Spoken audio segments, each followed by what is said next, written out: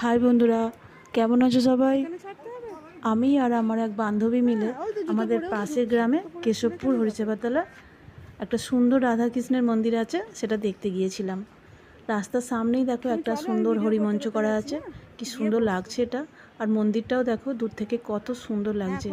মন্দিরের সামনে বড় মাঠ আছে, এখানে বাচ্চারা খেলাধুলা করছে।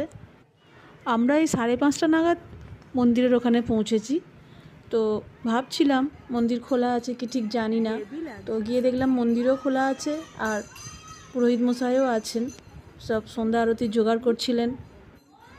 আস্তে আস্তে মন্দিরের ভিতরে গেলাম, ঠাকুরমশাইকে জিজ্ঞাসা করলাম ভিতরে ঢুকতে পারবো কি না।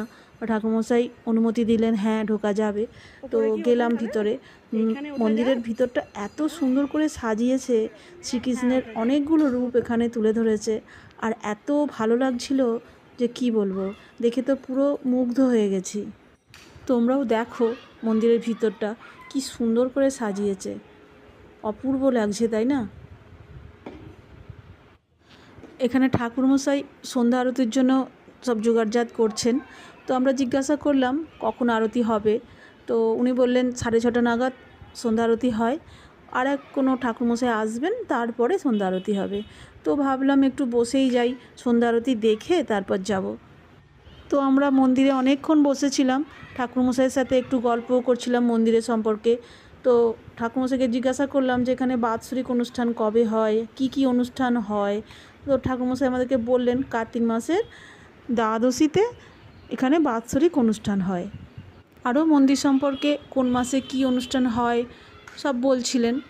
আমি আর আমার বান্ধবী বসে আছি সন্ধ্যা আরতির অপেক্ষায়। আর আমার এই বান্ধবী সে কৃষ্ণ দীক্ষা নিয়েছে, সে শ্রীকৃষ্ণের সমস্ত আচার মেনে চলে, তার ঘরে গোপাল আছে, 4 বার সেবা দেয় আর নিরামিষও খায়।